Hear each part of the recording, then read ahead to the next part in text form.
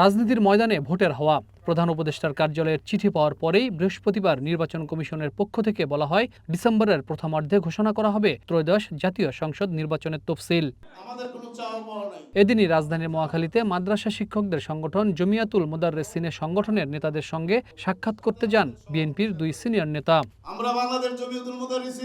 যদিও দলের স্থায়ী কমিটির সদস্য নজরুল ইসলাম খান বলেন, ভোট চাইতে নয়, বরং তারা এসেছেন দোয়া নিতে। সরকার গঠনের সুযোগ পেলে বিএনপি কোনো প্রতিষ্ঠানে রাজনৈতিক প্রভাব চাপিয়ে দেবে না বলেও জানান তিনি।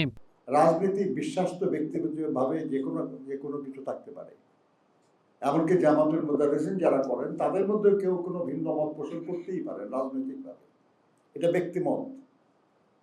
কিন্তু কোনো দলের প্রভাব এমনভাবে চাপানো ঠিক না যেটাতে মনে হয় যেন দখল করা হয়েছে, যেটা আপনারা বলেছেন।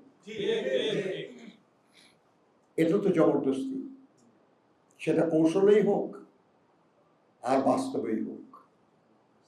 আমরা এটার বিরোধী। আমরা মনে করি যে আল্লাহর মেহেরবানি যদি আমাদের উপর আল্লাহ দায়িত্ব অর্পণ করেন, আমরা চেষ্টা করব যে কোনো প্রতিষ্ঠানে যেন কোনো ধরনের জবরদস্তি না হয়। বিএনপির স্থায়ী কমিটির আরেক সদস্য সালাউদ্দিন আহমদ শিক্ষক নেতাদের আশ্বস্ত করে বলেন, বিএনপি শরিয়া বিরোধী কোনো আইন করবে না। আমরা মাদ্রাসা শিক্ষার সম্প্রসারণ করতে চাই, কিন্তু মাদ্রাসা শিক্ষা আন্দোলনকে একটি নির্ধারিত দলীয় রাজনীতির আঙ্গনে পরিণত করতে চাই। দ্বিতীয় কথা হলো যে বাংলাদেশে ইসলামী কোরআন সুন্নাহর বিপরীতে শরীয়ত বিরোধী কোনো আইন প্রণীত হবে না। এর আগে সকালে নিজ বাসায় সালাউদ্দিন আহমদ সাংবাদিকদের বলেন, নির্বাচনের জন্য জাতি অপেক্ষা করছে। এবারের নির্বাচনে সেনাবাহিনী গুরুত্বপূর্ণ ভূমিকা পালন করবে বলেও তিনি আশা প্রকাশ করেন।